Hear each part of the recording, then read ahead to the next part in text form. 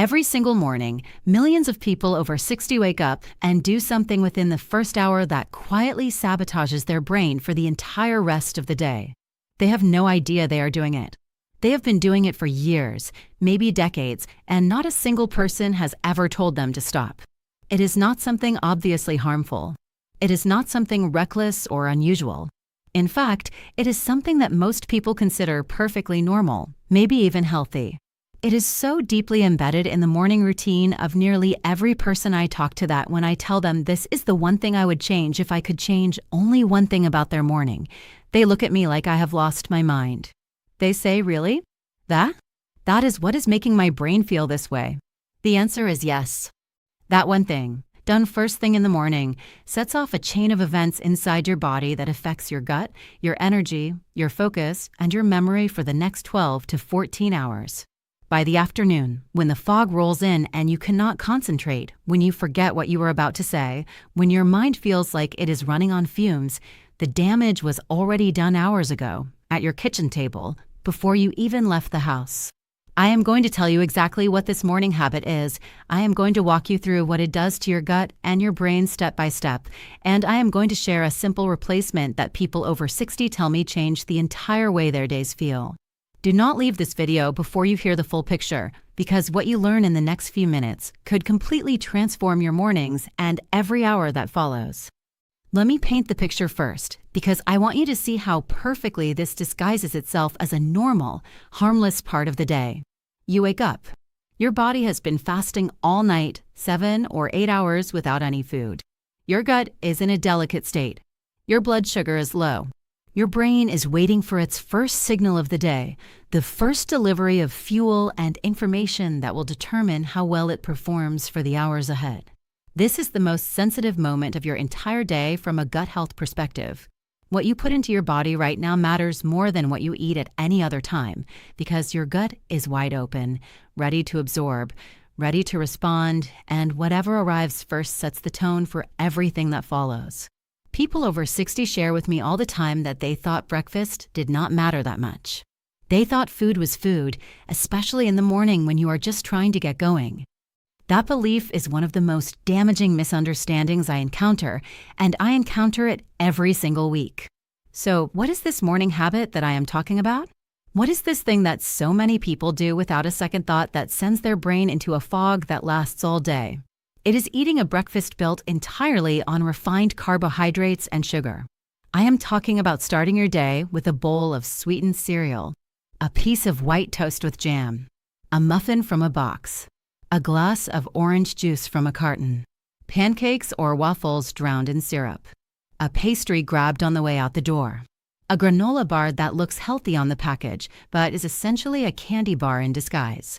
These add up breakfasts that dominate kitchen tables across the world every single morning, and for a person over 60, they're one of the most disruptive things you can do to your gut and your brain at the very moment when both are most vulnerable. I know what some of you might be thinking. You might be thinking, I have eaten cereal for breakfast my entire life and I was fine. I understand that. For many years, your body was able to handle it.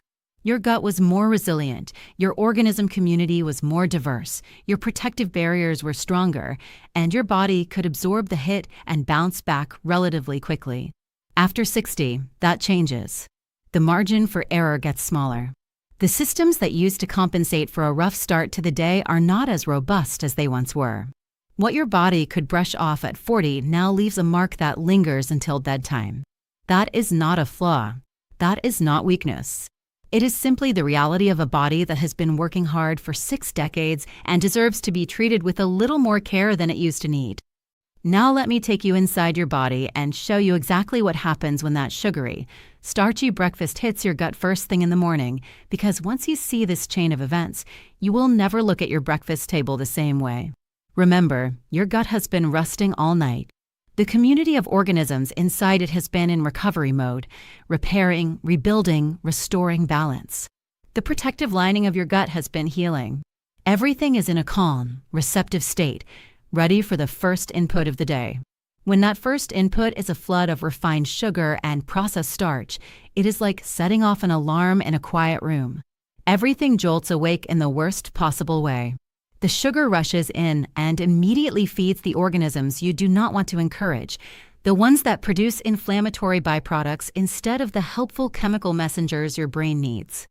These organisms were quiet during the night, kept in check by the fasting period, held at bay while the beneficial organisms did their repair work. The moment sugar arrives, they surge back to life. They multiply rapidly, consuming the sugar and producing waste that irritates the gut lining, the very lining that spent all night trying to heal itself.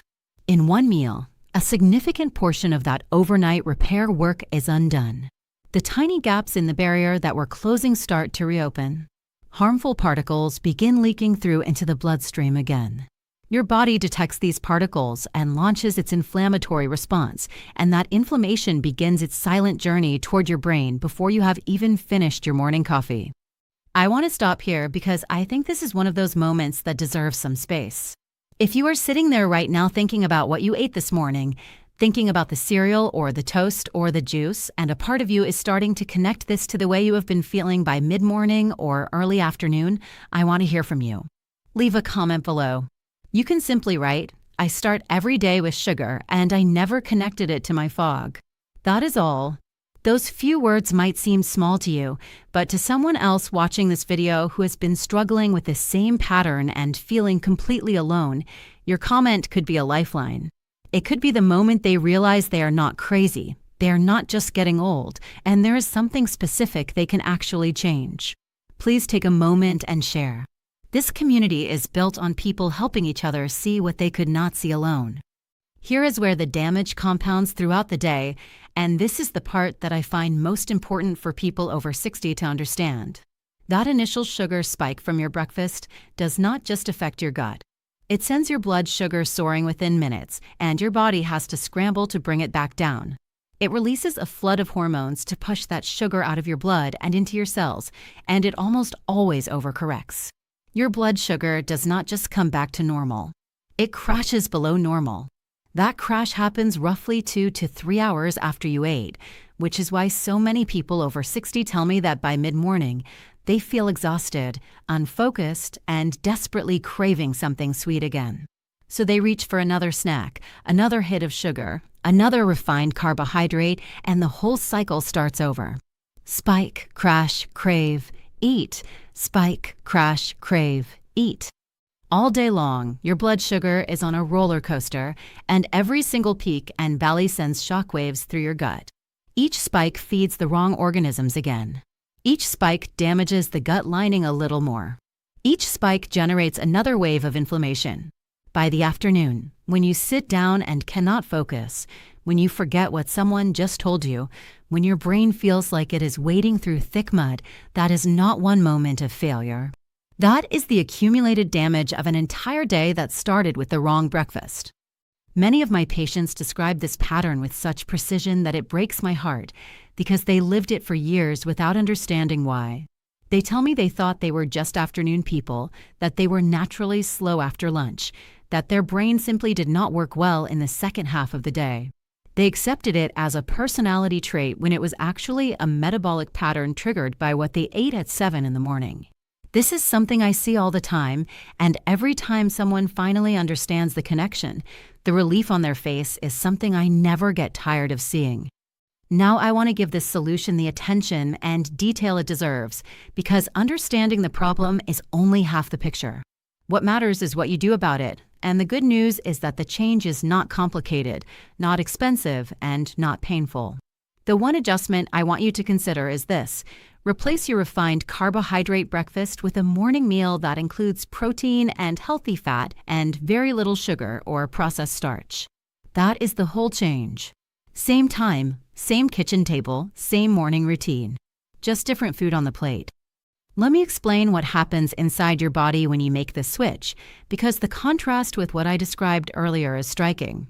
When you eat protein and healthy fat first thing in the morning, the food enters your gut slowly and steadily.